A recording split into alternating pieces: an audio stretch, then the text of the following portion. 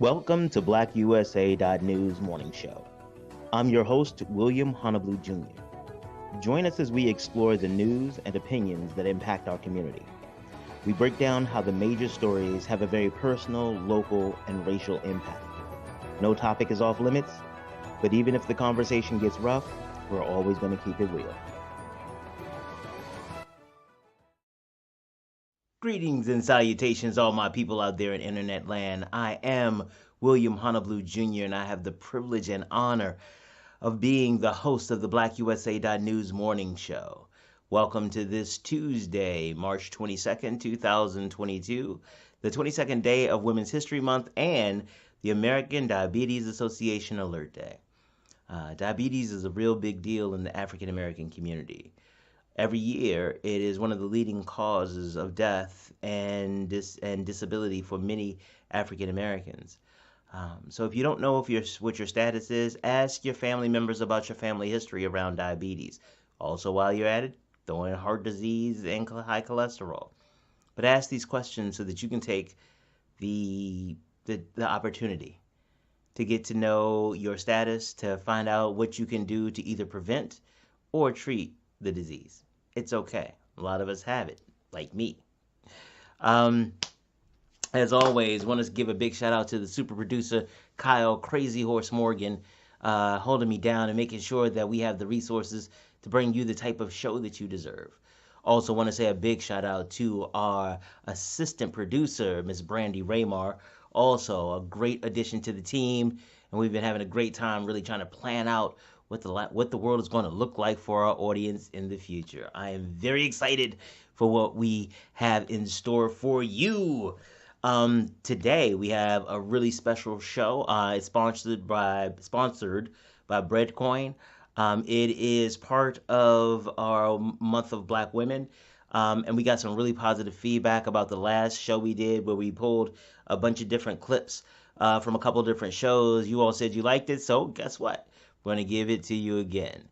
But first, let me tell you a little bit about what the month of Black women is.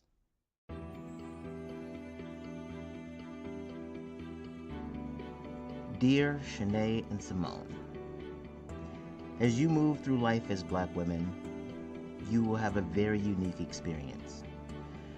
In many cases, you will be asked or expected to serve in roles that weren't clearly explained, nor did you really agree to. Over the course of my life, I have met some amazing women who have navigated some of the spaces that you will encounter. I want my village to share with you their stories of trials and successes to help provide a foundation to understand your power to choose the woman that you will become and the strength that you can find in your sisters. This series of shows is my gift to you. The women you will hear from are phenomenal. They come from different backgrounds and have chosen different paths for their lives. Each represents a facet of the Black woman experience. Some of the stories may not align with your journey directly, but those stories are even more important. By listening closely, you can learn about uncommon experiences and find ways to support your sisters along your shared journey. I love you all so much, and I hope to see you soon.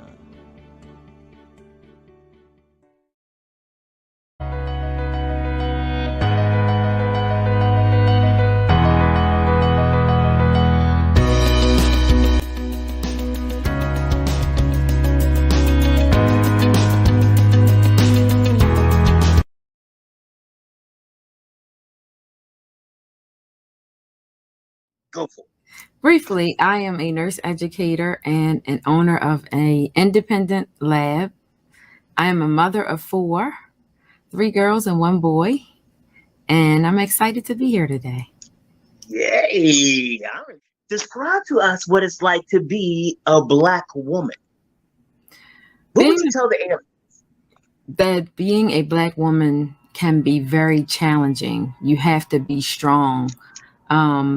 Just from the beginning, if you're fortunate enough to have at least one of your parents, sometimes that's not the best, but you have to make the best out of every situation that you find yourself in. And that will continue throughout life. It doesn't just begin there, but from the moment that you're born, you're almost attacked, and you're attacked against the world because you were born black. And one of the things that I have, whoops, I pressed the wrong button. You know, when you start pressing the wrong button, stuff goes all over the place. But so one of the things that I want to break it up into two separate pieces, because there is this piece of being attacked, and that has a lot to do with how Black women are perceived, and I want to talk about that in some more detail. But I want to start off with like the obligations that you feel as a Black woman. One of the things that a lot of the guests have said is that there are times where who else is going to do it? Like, I gotta make a way. I don't have anybody to rely on, and those types of things. Is that part of your experience as well, or? I would concur, because I mean, from the beginning, like I said, you're attacked, and even as a small child, you know, because your mother is mostly either a Black woman or you are of African American descent, then you have responsibilities. And if you're the oldest, like I'm the oldest, so I had to do so many things. I had to wear so many hats. So even today, my two brothers on my mother's side that are under me, because I'm the oldest, they still look at me as a mother figure. Like I could still get them to do things that my mother could not get them to do. You know, they're still because of the way you were involved in their raising. I pretty much raised them. I mean, you know, because my mother had to go out and take care of the family the best way that she could. You know, I had to correct them. I had to cook. So I had to learn to become the best chef with nothing. Because growing up in the hood, you don't always get the good. Now, back in my day, you know, we had the cheese off the government. And it takes you 20 minutes to melt it, but once it did melt, boy, you eat it while it's hot. And then there were the times where the government truck didn't come and you had beans and you were left with different things. So you had to become a chef. I mean, you had to be creative, which is partially why I enjoy cooking today. It's therapeutic, but I love to feed people. So I had to find, you know, different ingredients, whatever was in the house, and make them taste good. Because you have, you know, boys, my brothers, I had to feed them. So in order for them to eat it, it had to taste good. So I had to be innovative. So what age range are we talking about now? Are we talking about like 20s, late teens? No. What are we talking about? No, I would say at 3, I started helping my mother to change diapers, because she would say, bring me the diaper. I can remember, or she would tell me. And then because my brother was born around that time. So it starts as soon as the other child comes in. Go get me that diaper. Go put this in the trash. So you moved from being a child to being a helpmate. Pretty much. And I felt like I can't say so many things, but the person that she had the baby with, which was her husband at the time, you know, he should have been helping her. That wasn't my responsibility. And as I got older, you know, I never complained about the things I had to do, but as I got older, I had my own personal experiences. I felt like, can I talk about it a little bit? Oh yeah, absolutely. So let me be clear. Whatever you are comfortable talking about here is fine to talk. You know, it started there, and it helped me. It helped me to become the woman that I am, because that is my foundation of not having anything, having to make provisions when there were none. You know, my religion and my faith, you know, we were started up young. So all of that helped me when I became a woman, a grown woman, as these young people say. 18 is not grown, but I was out of my mother's house by the time I was 16, because my mother had some issues and I had to go. So I was on my own. I was homeless my last 2 years of high school. I went to Mervo, went to Carver for 1 year. I went to Mervo for 3 years. Big up to Mervo. And, you know, I really struggled. It was hard. They didn't have all the programs and things that they have now in the school systems, which are amazing. They didn't have those. So I was the person that everybody, you know, teased about the way that I dressed, because I didn't have. I worked 3 jobs when I was 14. As soon as they gave us opportunities, I raised my age. I worked 2 jobs, not 3. I'm sorry. And I raised my age, and I had the job with Clarence DuBurns. And that's when the summer programs first came out. Now I'm dating myself. And then I had a job at McDonald's, and that money I didn't get. I had to give that money to my mother, and my mother would give me money to get back on the bus to go back to work. So I wasn't taught that, hey, you need to save your money. You don't need to spend your money. This is what you should do. This is how you budget. None of that was brought up. You know, but all I know is every month at the end of the month, which I still don't understand, people get these food stamps, which I wish I could get, you know, and they buy everything at one time instead of teaching themselves or even their children that we only need this right now. This is all that our refrigerator can hold, and we can go back to the store another time. So that was my foundation, and going to church. We were in church all the time, and that helped me. That helped me so much. It even helps me to this day. My prayer life is amazing. But as I got older, I got married. I was married twice. I got divorced twice. But I had some things to happen. You don't expect to marry, the wrong person. Listening to influences of people who don't know what's going on, listening to the church. And I'm not dissing the church because I'm all about church, but I'm just being honest and real, because I'm not going to tell somebody to go marry somebody because that's something they want to do. I'm going to really have a conversation about, let's see if you're compatible. Is this really going to work out? Is this person going to be abusive? Are they going to hit you? Because I have a no nonsense policy. So because I have that policy, and because I had been abused as a child, really like physically, mentally, and everything, I was already in a broken situation. My father wasn't there for me. Like some people have a godfather, father. I never had that. I didn't have a good example of the father. I know who my father is, but we never had a real good relationship. Even to this day, we just don't. So, long story short, I went through these divorces, and my first ex-husband I had 2 children with, and my second one I had 2 children with. And I found myself in a situation after the second divorce. The second divorce, I had 4 children. Here I was, a well-educated individual who was not a promiscuous girl. I was known as a church girl. I mean, the good church girls, not, and I was known in the community as being a decent person. And it bothered me that I had to have 2 divorces, because no one sets themselves up for divorces. But it also bothered me that I had to now have the responsibility of 4 small children, and I had to figure it all out by myself. Talk about the relationship. And again, whatever you're comfortable with, was there no support from the ex-husbands, or was it just not enough support? Why were you by yourself doing this? Initially, I think a lot of, now we're getting on some other stuff, but I think this is about what it is to be a Black woman. A lot of men need to just understand that just because you're not with the woman, or you can't deal with the woman or whatever, ignore her. It's about the child. So you need to find your way to your child, establish that relationship. If you can't speak with the mother, that's fine. Once they get a certain age, then deal with the child directly. But of course, respect the mother. Ask your mother, can I come get you? Stuff like that. Ask your mother, can you have this? I didn't have that. My first ex-husband, he paid minimal child support, but everything was on me. When it came down to paying $10,000 for 2 sets of braces at the same time, that was me. When it came down to prom dresses, that was me. When it came down to any extracurricular activities, that was me. So I think that a lot of fathers need to forget about, parents need to understand that when they get into these agreements, because that's what it is, if the agreement does not work out, that this child has absolutely nothing to do with it. Now, I've made my wrongs, because initially I wanted to just be by myself and I'm done. I don't want you calling. I don't want, but now that I'm older, I can preach this part, that you really need to try to find a way, even if it's not through you, your sister, your cousin, your friend, your sister friend, get somebody to let this person, be involved in the child's life. But it also takes a real man to want to do that. My second husband was just a joke. Like, he's more educated than my first husband, and he does nothing even to this day. I have a 14-year-old son. He does absolutely nothing. He pays minimal child support when he feels like paying, child support. And I had to do everything. My son was sick. He had asthma. It was just a lot I had to do. I was working so many jobs because I was never on welfare, and that was God. We always owned our own house, and that was God again. It was just a lot of things. And so my oldest daughter had a lot of pressure on her. Not that I wanted her to have that pressure. There were things I wanted her to be able to do, but I couldn't. I couldn't let them be in extracurricular activities. Why? Because I had to go to work. I went to work, came in, went to sleep, changed my clothes. Everybody knew what it was. Every Sunday, I cooked all the meals for the entire week, because I'm a person that I want my kids to be fed. I love feeding people.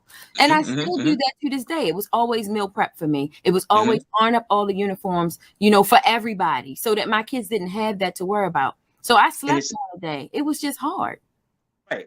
What you're talking about, the engagement with them about the kids. Right. That's so specifically I wish that I was mature enough to say the things that I'm about to say. It's not about me.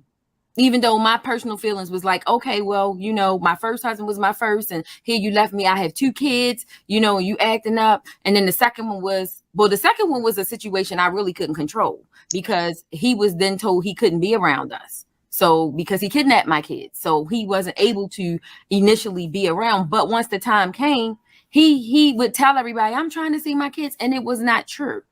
What I wish I had done He was still for the child that he had during our marriage, which he claims is a mistake and he forgot, or, you know, whatever. And he does nothing for my son now. Nothing. He doesn't know my son's allergies. He doesn't know what medications he takes. He can't tell you about my son's grades. He doesn't know what school my son goes to. Nothing. And I think that we fail our children on so many, you know, from so many angles, because, you know, girls need their fathers. Even though my father was a substance abuser and still is to this day, you know, it was something that my father told me that kept me a decent woman. I didn't go out there and sleep with everybody because my father told me some things. Girls will listen to their dads. It's a reason that there's a male component. It's a reason why a father is supposed to be a father. There's a reason why your voice is so deep, because children will listen to a father on one command. The women, we got to go off. Yeah. We got to scream. We got to cuss you out. Almost have a nervous breakdown in the middle of the floor. Rough you up a little bit. Cave you in your chest. Call your girlfriend and talk about you right in your face. Tell you you're getting out. We got to do all of that. You know, this is the life of a Black woman, you know, and it's difficult. It's challenging. So I wish that, one, I did that I had planned who I was going to be with, that I had really knew how to scream. I wish if I could end my life that I had a better father who could have taught me and demonstrated what a real man was supposed to be and how a real man was supposed to treat me, because then I would have knew what to look for. So let's continue from that vein. So you recognize that the lack of the male role model was a deficiency in your life, right? Absolutely. It still is. And so because your children's fathers are deficient in that role, have you been able to find some programs or some people to come and try to fill in that role for your kids? Or are you still left to try to fill in that role by yourself? I'm still wearing all the hats and all the shoes and all the pants. And then, you know, Black women that say, oh, you too aggressive, you too strong, you don't want. It's not that. We don't all want to be like this. I don't. So for the people that was in church, some of this me and Jesus alone, honey, it was never me. The ones that say I can make it without a man, it wasn't me. Okay, that's not your ministry. That is not my ministry. I am not singing that song. But what I will tell you is, the mother that I am, I'm very protective, you know, and I'm very particular about who my children are around. I could have been married a third time, but I chose not to bring people around my kids. I isolated myself, you know, I neglected myself to make sure that my 4 children were good. So I didn't have time for no play. Let's go this do. I didn't have time for that, because my goal was my kids need to eat. That means I have to work, because I'm not getting child support, or I'm getting minimal or none. Because at times when they lose their jobs, you don't keep getting child support. When my first husband decided he was quitting his job because he was called something on the job and he didn't like it, we didn't get child support, you know. Or if when they got mad at me, you know, because back then I couldn't control my mouth. I wanted to say what I wanted. You were slick with the lip. You were slick with the lip. I could murder you with this tongue. You understand? I still can. But at this point, you know, God's grace is sufficient, and I'm a little more mature now. And I realize I know other ways to deal with things without saying a word. Silence is golden for Black women. If we get quiet, that's when men listen. And so it's things that I wish I knew then. But again, yes, the absence of my father, I can't blame my father for my life, but I can blame him for not being there to do what he needed to do to help me. Because I would have known that these were not the guys I should have gotten involved with. I know now. But this is after life's lessons, after I've had to struggle to make the weave and pay for the weave to be made. $600, $800 easy. No thought, no think about it. Don't need a payment plan. Found the money. Comes down to purchasing from a business or supporting another Black-owned business. Oh, I know you. Could I get a discount? Oh, can I? It's always something. It's always something. And that's just how it is. I've even had a recent experience where, and I won't name the business because I don't want to be sued, but I had a Black man to patronize my establishment We did 3 of his assistant livings, 3 with at least 30 people in each facility. So that's 90 people. Right. And he did a chargeback. Now he won the chargeback. Oh, wait, it gets better. I served him. Explain to people what the chargeback is. I'm sorry. I know I like, whoa. A chargeback means you use your credit card, and then after you get whatever, you tell the credit card company, I didn't get the service, or this wasn't good, or whatever. Mind you, we're talking about COVID testing here. So he got the results for all of them. And we did his staff for free. So hold on. That was another Black business that did that to me. Now, I wasn't too happy about it, but I swallowed it. But then I thought about it. Hold on. I went to school to be a nurse. I'm a mother. I took time out of my schedule. And I'm a real business. This is a real lab. My documents are registered with the state of Maryland. Yeah. You know what I did? I didn't call a lawyer. Didn't call you, Hannah Blue. I filed papers at the district court. And once I did that, guess what he did? The same day he was served, he reversed the charge. But then guess what? I told him we're still going to court. He said, why? We have fees, sir. I need a late fee. I paid somebody to go to the court. I paid somebody to serve you. I need my money. And here's the interest, and here's what it is. Now, he's paid the original fee, and I'm still waiting. I even gave him time. This was in January. I gave him to March the 15th to pay. He still hasn't paid. Yeah. Somebody like that, it sounds like he'll be waiting to the last minute. We paid the original. That's fine. If not, I'm ready. I got all my papers. But I think that's kind of the thing. Like, even how he thought to correct it devalued you as an entrepreneur. Yeah, like I'm literally going to steal from you. Major companies do the same thing. Major companies. Oh, yeah. I'm sorry, because we get to talk about things here. Government agencies do the same thing if we're going to talk about something for real. Well, let me tell you, I had a major agency I ordered $3,500 worth of things, which I mean, that may not be a lot to those of us who just pay things, but for a business expense, a small business, that's like, okay, that's big, you know, that's a big deal. Yeah. So I made the purchase, and so I'm waiting for the items, and then I get an email that, okay, well, one is on the way and one is on hold because we don't have your documentation that you're a lab. We can't find you on a map. I had this in an email. I lost it. I wasn't professional that day. And that order was canceled, and I wanted all my money back. And I will no longer patronize that establishment. Because and there was a whole miscommunication between the person who said he worked there for 30 years. And just because you work somewhere 30 years doesn't make you right. It doesn't make you the manager either, you know, nor the owner of the company. But I was insulted, and I let them know, as a Black woman, I am insulted that you would tell me that, you know, I don't have the right credentials and you couldn't find my business address on the map. But you used my business address when I made that purchase with my credit card. It was the same address. It was the same address the first machine arrived at, and I had already had the machine. So that tells you it's a bona fide address. Or was it just no matter what it was no good? I think it was because I was a small business and they hadn't heard about me before. I've even had people to call me and say, I haven't heard about you before. Oh, I didn't know this was here. When we did the COVID testing and we had so many people coming, I didn't know this was here. So I think a lot of Black businesses are at a disadvantage, which I told you I'm going to start this women's group. Yes. And I want to add men because I'm not biased, you know. I think we need the male component, because we're not recognized. People don't know what we have. You're sitting in a room with a powerhouse person that can help move your business and you don't even realize it. Yes, it's all about networking. But at what point are we going to come together? At what point are we going to stop being crabs? When are we going to come together and look out for each other? Because if we as a Black community don't look out for each other and we don't support each other, meaning you can spend $800 in Sally's shop or Karen's shop. Why can't you spend $800 in Jennifer's shop? Well, maybe not Jennifer, but in Keisha's shop. Well, watch this though, because one of the things that you had to be on public assistance. And so I just want to try to get to understand how you view those things from the paradigm of a Black woman, single, managing all of this stuff. How do you see the need for public assistance or things like that?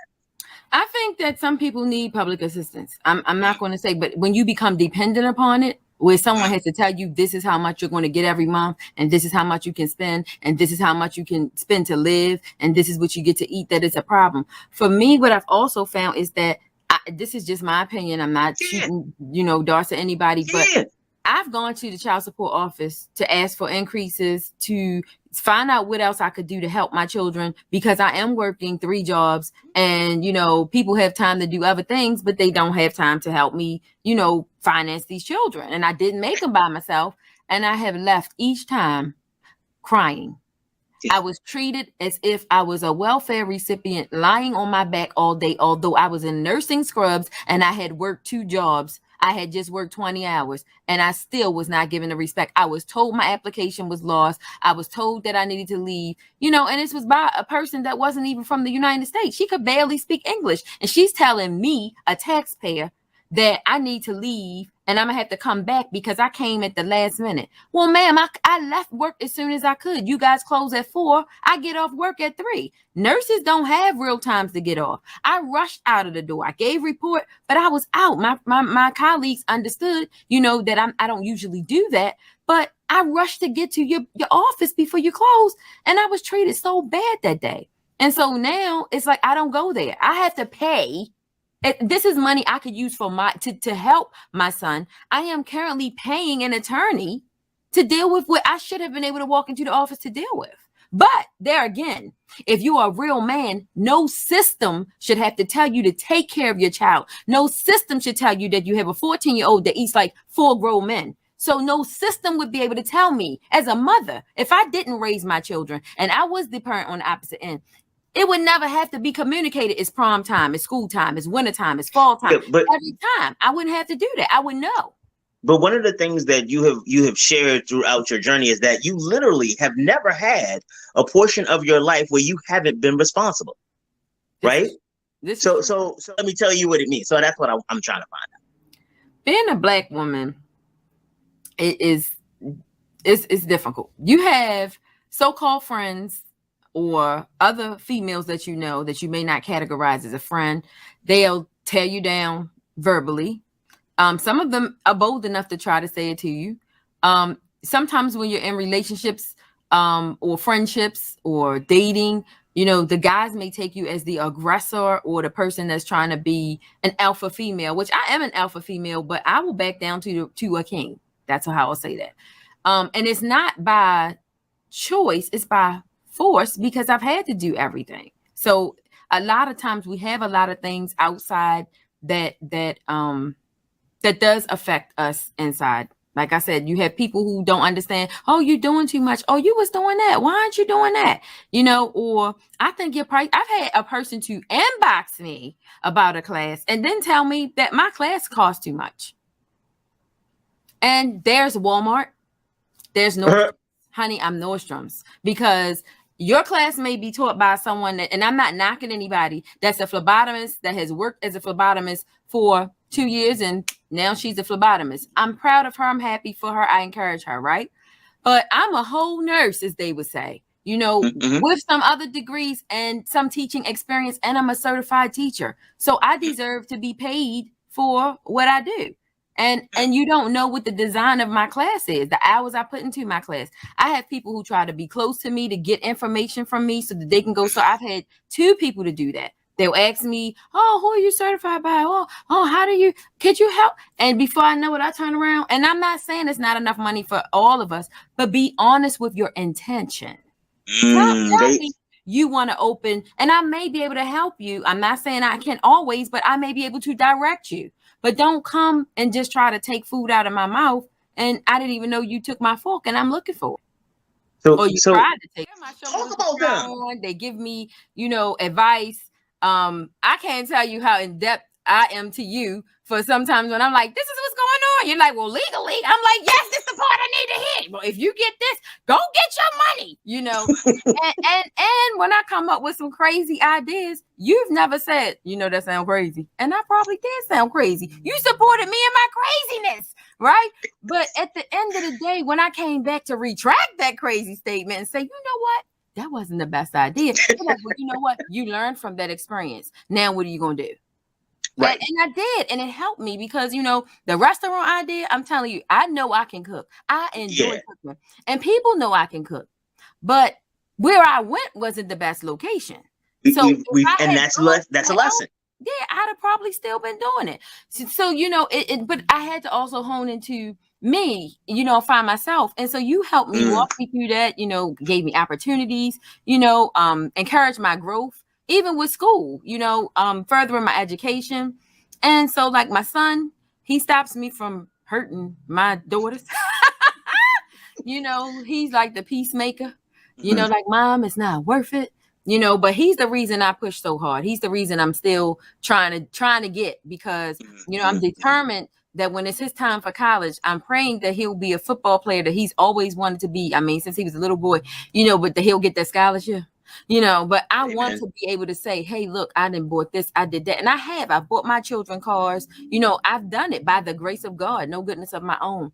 It's so many people that are positive in my life. My girlfriend Charmel, oh my God, she's like my rock. And I know she's probably like, this chick is crazy, because I be talking some mess. You hear me? But she's the logic and the voice, because she'll be like, you know what? That's not good for you. And he said he do. Oh, I don't see it. And sometimes you need that. You need that. And even in business, she'll be like, well, your business side is going to say, go get that money. No, you're going to write them back and tell them you want to add on, so she's also that voice. And I appreciate her for all of that, because she's so, supportive in everything. She can see where she came up with a cohort for me, and she was like, a good idea would be to blah, blah, blah. And it's awesome. Dr. Lee, he has a business. He does other things. We're very, very close. He's very supportive in everything that I do as well. Education, all of that. He's there. We're real close. But, I have some really good people in my life. I keep my circle small. Not that I think I'm better than other people, but I've heard this before, and I'll repeat it. If you want to go somewhere, you have to start surrounding yourself around people that are either like-minded or...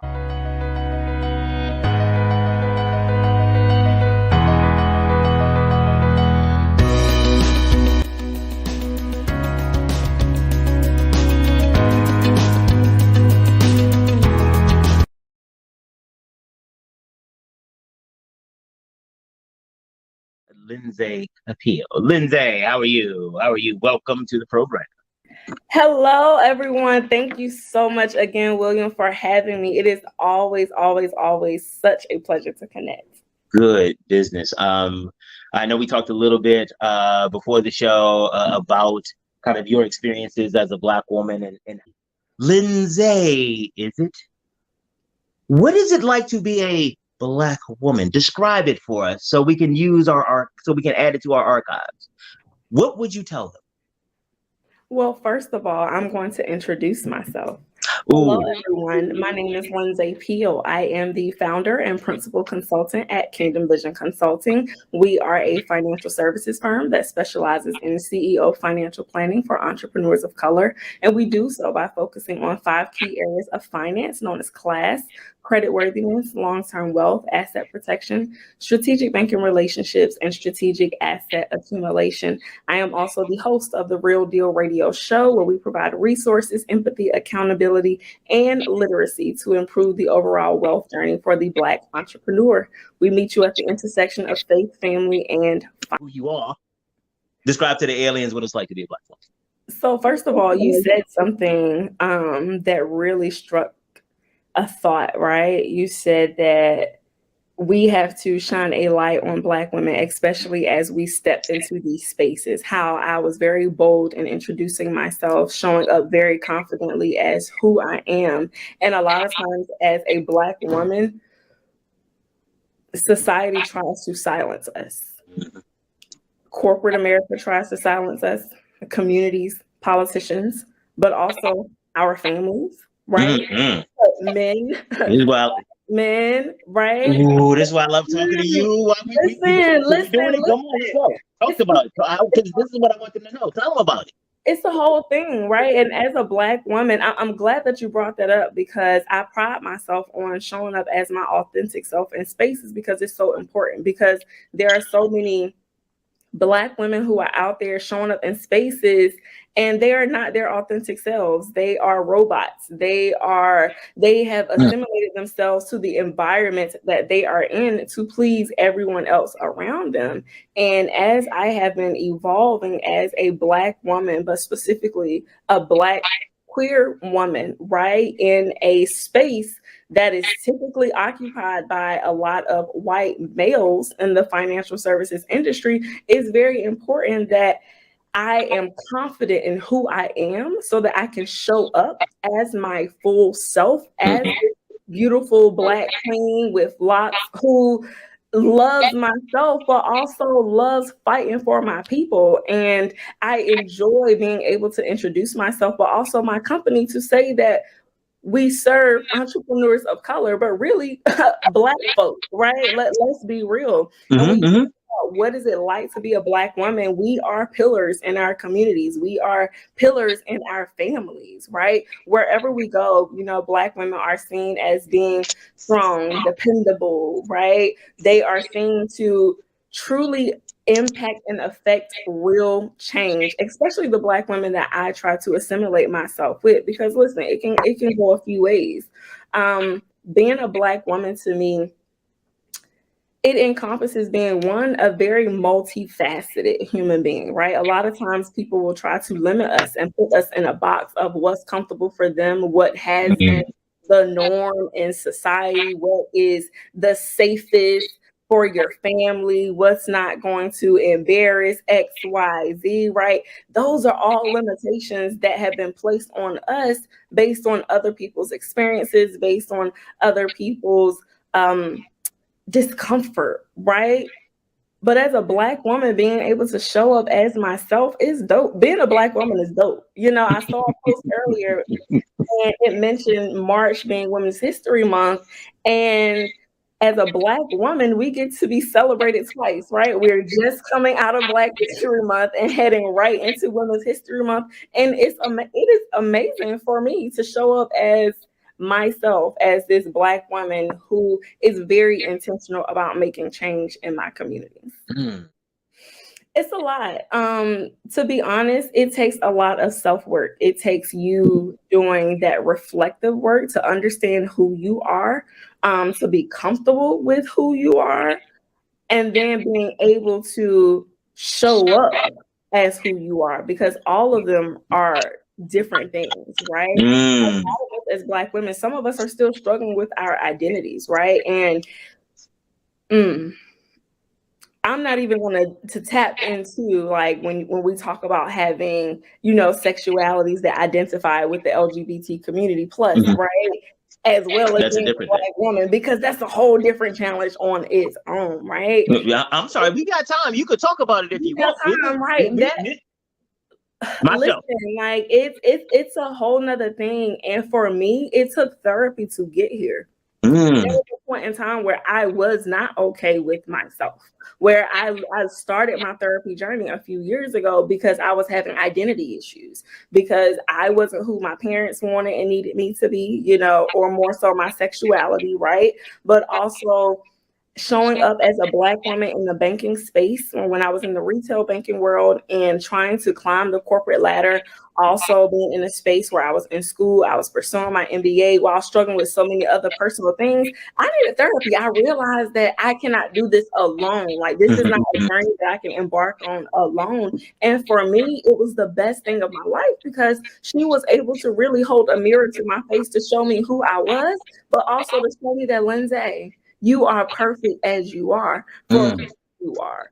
And it's important for you to show up as your real self, because there's somebody else out there that's potentially watching you who needs to see you show up as who you are so that they can be comfortable.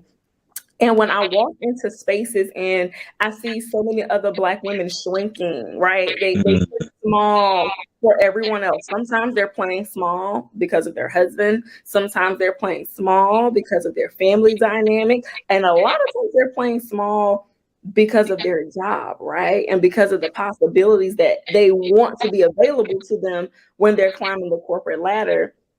And they don't want to be considered as being too much, as being that angry Black woman if they are a little bit more opinionated or know how to speak up for themselves. So when I see that, right, it encourages and motivates me even more to continue to show up as who I am. But I didn't get here alone. It was definitely therapy, for sure. Get your help. What is the dude's name? Get yourself, or what you call it? Because I got opinions on that. We're not gonna do that. But making sure that you are being authentically you. You know what I mean? And no matter what other people want you to be. And how did you, I know you said therapy was a help, but there was something that got you to go in the first place. I mean, I know there are a lot of people who get caught up in the whole, I can't be who I am, for whatever that is. What was it? A part of it for me was understanding the change that I wanted to create, understanding the impact that I wanted to have on this world. And once I decided that I was truly committing my life to serving the Black community and specifically the small business community and making sure that our business owners had a chance, I realized that, Lindsay, you need a voice. Lindsay, people need to hear you. Lindsay, you have to put yourself out there. But again, when you're struggling with your identity, when you're struggling with confidence, you don't feel like you are able, you don't feel like you are worthy of having a platform or being on someone else's platform. But I have a lot to share. I have so much to give, and I have done so over the last few years. And in order for me to continue making that impact, I have to show up as me. Because also, in our community, we struggle with trust, right? Especially when it comes to the financial services space, right? We don't trust banks. We don't trust a lot of the people that we meet within the financial sector. So if I want to truly create that impact within my communities, my people have to trust me. They can't trust me if I'm not showing up as myself, because people can feel whether or not you are authentic. Okay, it's a real thing. And once it took me also, to be honest, it took me hearing words of affirmation from clients and from people who are around me to affirm me, right? Because yes, we can do a lot of work on our own. Yes, we can go to therapy and get that work, but we also need to be affirmed by the people that we are around. And I also appreciated having a tribe of Black women who loved me for who I was, for exactly who I showed up as. They loved me, they loved on me, and they showed me that, Lindsay, you have so much to offer this world, but I can only do that as my authentic self as Lindsay. So how is it that you balance this idea of being the authentic Lindsay with this role that everybody wants you to have as the comfort woman, as the, you should be small because when you're too big, you make me feel uncomfortable. Like, you should make enough money, but not make me feel bad about how much money you make. You should have kids and raise them like you don't have a job, but you better be Black excellence all the time.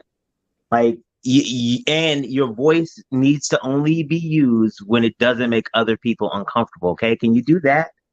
Just real quick. I mean, I don't think it's too much. It's just be a little less. Like, you don't even need to be all extra. Like, just relax a little bit. How do you deal with that? You make me uncomfortable. Honestly, I had to get to a point where I didn't care. I don't care if I make you uncomfortable. I don't care if you need me to be XYZ to make you feel good. And once I stopped caring about what other people had to say or how they felt, I was able to start understanding that, Lindsay, you can't take it personal. That's them struggling with something that has nothing to do with you. You are kind of here, right? And potentially you are in a space where this person feels like they can dictate who you can and cannot be for their comfort. Nah. And it used to matter to me. I'll be honest. It definitely used to matter, especially when I was younger in my career. I was, growing within the retail banking ladder. And then one day I started surrounding myself. And once I transitioned from DC to Baltimore, also Black folk in DC, a little bit different than Black people in Baltimore, right? Yeah, that's I'm not going to dig into that. However, that's a different show. That's a whole another show. But once I got to Baltimore, I was like, oh, these are my people. Y'all are comfortable with who y'all are. Y'all aren't fighting for Capitol Hill. Got it. We actually care about the community because the community is us. The community is us. And once I got to Baltimore, once I started hanging around women such as like the Women Entrepreneur Leadership Lab, founded by, Nakia Drummond. Like, once I started surrounding myself, up to Nakia, big ups to Nakia, absolutely. Once I started surrounding myself like with women such as Nakia, when I saw people like Monica Mitchell, serving in spaces and roles that you don't see a lot of us in, listen, I learned that I can do anything, and I can definitely do anything when you have the right people on your team and who supports you. And having women like that who encouraged me to be myself, who encouraged me to grow and evolve into the woman that I am today, it gave me permission. So the permission I needed was from other Black women who looked like me. So I've always been that person that did not mind asking for help, support. Like I did not mind. So I come from a very, very small town, very marginalized community where you have very limited resources, very limited access. So you had to be very intentional if you planned on making it out. Let's be honest, right? So I had mentors even in high school. I was a part of programs where I had Black women who poured into me to make sure that I would make it out. I remember being in 8th grade, right? I was reading the morning announcements for school, but that was because another Black woman said, hey, I see talent in you. Like, you have a gift for speaking. Let's try this out. And here I am today, right, on a platform hosting a radio show. My degree is in broadcast journalism. That came from Black women seeing something in me, pouring into me.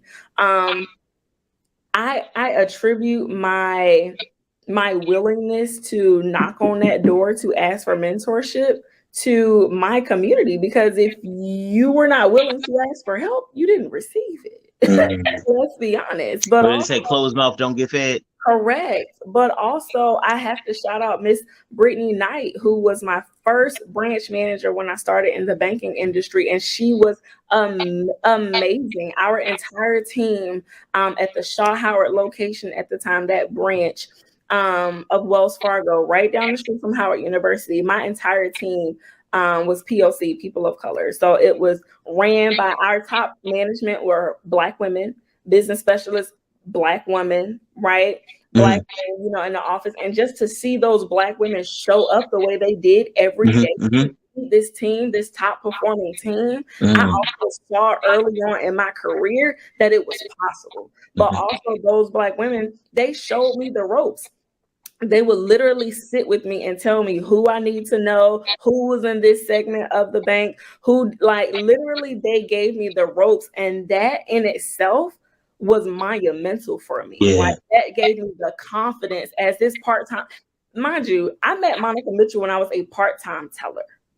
Wow. I was a part-time teller, still in undergrad at the time. And I remember I don't remember how, I think an at-work program manager gave me her information, and I picked up the phone and called this lady. I sure did. I spoke to her. I heard about the role that she was in. I let her know that I was interested in her mentorship, and Monica immediately said yes.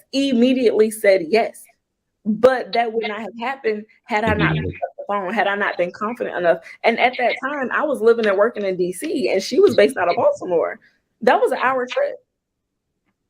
Right? But I made it happen. The opportunity presented itself for me to come to Baltimore for an event, actually. So I got to see her in person, really meet her and enjoy her energy. I also met one of my current mentors that same day, Courtney DeRamus.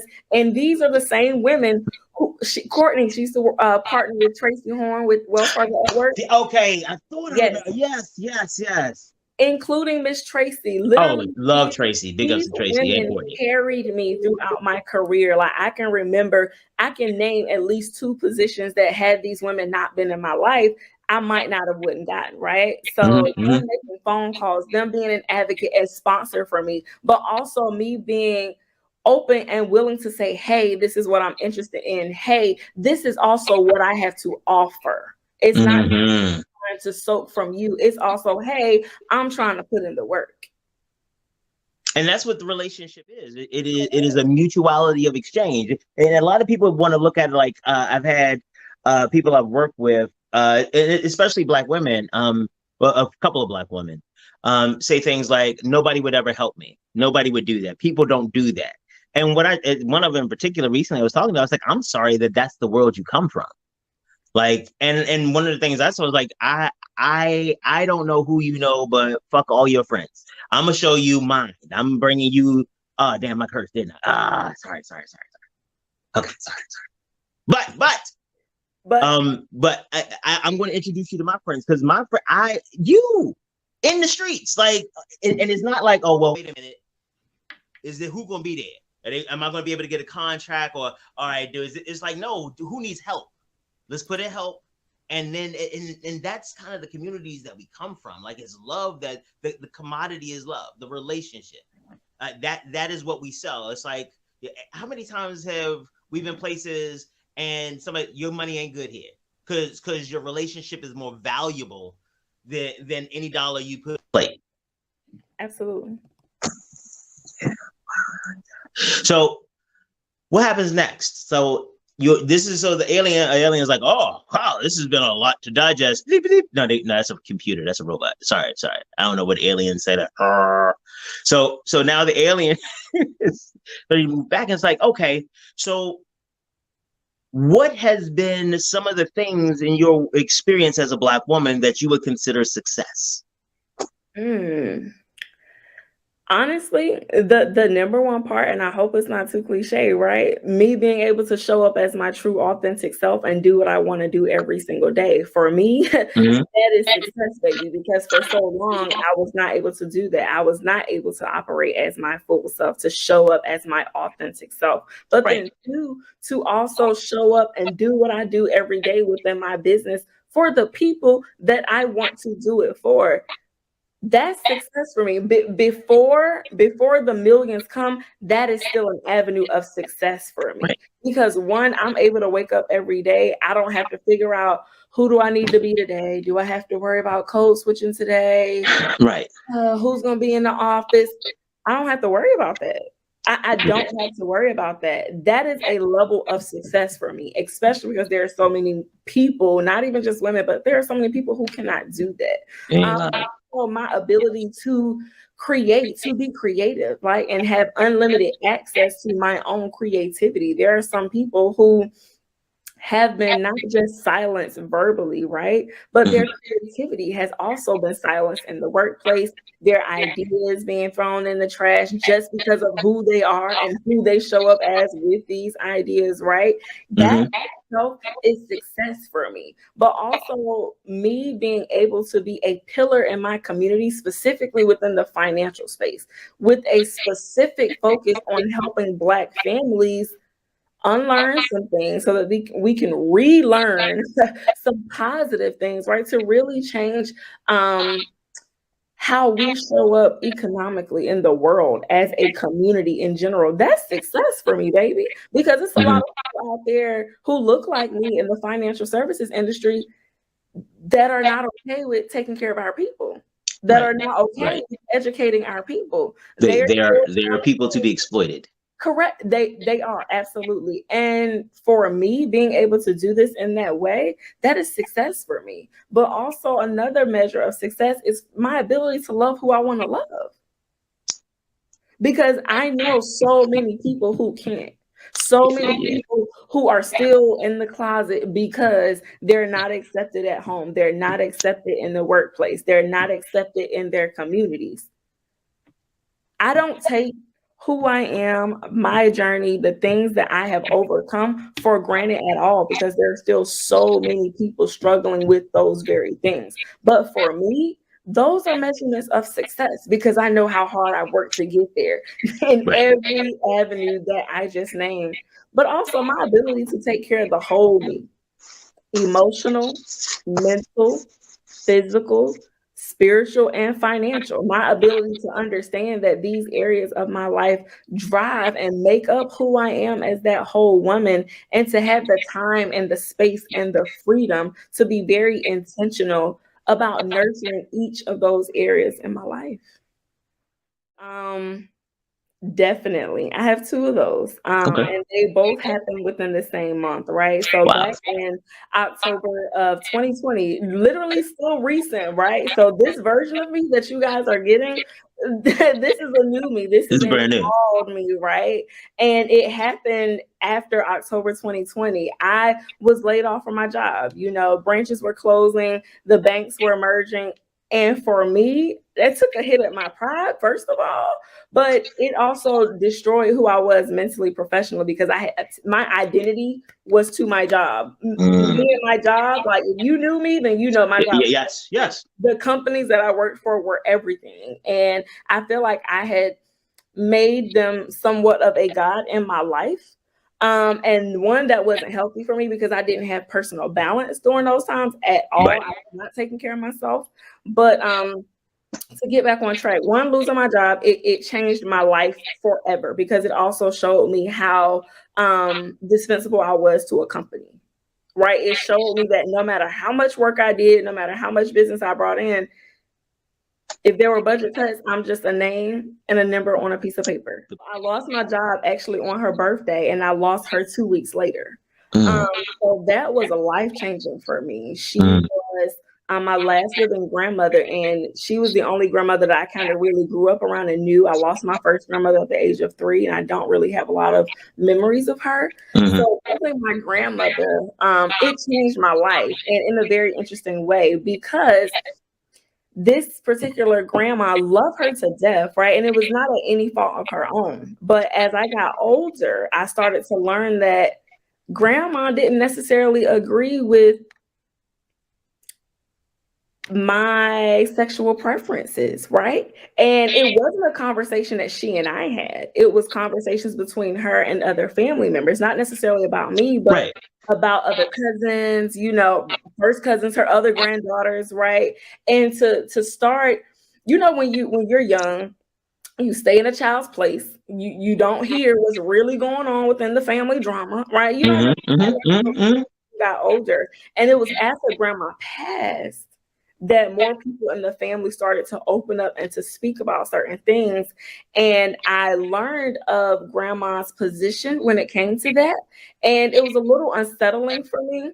But also really building relationships with older cousins who identified the same as I and having real conversations, learning how grandma felt. And it made me think, well, I wonder how grandma would have felt had we had a conversation about it. Did she really know about me or did she not know? Like that caused so much confusion in my head, but it also caused me to really push the envelope with my family. Like even with my dad, like it's something that we don't talk about. So don't ask, don't tell really situation. Like he might talk to my mom about it and then I talk to my mom. It's, you know, she's kind of that the in between, yeah. Correct. But it made me push the envelope because I'm just like, y'all love on me any other time. Don't let who I choose to love change how y'all feel about me. And once I learned that there was a particular cousin in my family who was almost pretty much disowned by my grandma, it really made me say, you know what? Bump this. This is who I am. This is how I'm going to show up. Either you get with the program and be a part of my life or you don't, and I'm going to be okay either way. Them giving you the answer, like, okay, Black lady, this is how you work it through. Like, how do you know how to love yourself if you've only experienced exploitation? Like, if everybody's love has been part of the contingent of you giving, if that has been the measure of who you are, how do you even know how to love you? That's a great question. And for me, it took solitude. It took me not no longer being in a romantic relationship. It took me separating from certain friendships, unplugging to really spend time with me because I'll be honest, I did not know myself. I did not know and understand these things because I had attached myself to when I was with my parents, I was automatically attached to them. When I was at the company, I was attached to the company, right? I spent more time invested in the company than in myself. And that relationship, you are invested in that other person and making them happy. It was when I actually took time for self. I had to spend months in solitude, me literally just focusing on me, unplugging, not being as concerned about everybody else that's around me because I learned that I needed me when I realized that I didn't have much and I didn't have anybody else trying to fill the gap of what I didn't have. That empty cup that I had to learn how to pour into that empty cup. And once I realized that I had to do it on my own, and I didn't have a lot of people around me to do that in those spaces, I became more selfish about my cup because I'm like, listen, I worked hard for this cup, baby. I can only so no, truly, in all seriousness, I have so much to say. I have so much to give, and I have a burning desire to truly create an impact in our community. And the best way for people to support me is to one, support my business so that one, I can take care of myself, support myself, my livelihood, but also two, so that I can continue doing this work unapologetically. Share my stuff, right? It does not cost you anything to hit like, comment, share, subscribe. It doesn't cost you anything, right? Even if it's not something that you're interested in, think about somebody else. It could be a family member, it could be a community member, it could be a fellow peer in business, right? There is something that I have to say, that I have to offer, that can support somebody around you. Don't keep all this goodness to yourself. I know that people enjoy hearing me. I know that my clients enjoy working with me, but we have to do more, right? We have to reach beyond and to make sure that we're exposing others. So to support me, you can go to my website at www.kingdomvisionconsults.com. You can also follow me personally on Instagram at LPO The Real Deal. You can follow the business at Kingdom Vision Consult on Facebook, LinkedIn, and Instagram. You can also follow the radio show at The Real Deal Radio Show on Instagram. And be open to growing and evolving within your financial journey. One thing that I want our people to understand is that we put limits on ourselves based on other people's perspectives, based on what you feel like you can or cannot do, still because of what somebody else told you. There are no limits. COVID has showed us one thing, is that you literally have one life to live, and you have to do it for yourself. Even when failures come, even when you face trials, you need to bet on you. I'm betting on me, and I'm just asking y'all to support me while I'm betting on me. Look at you killing the game and all that.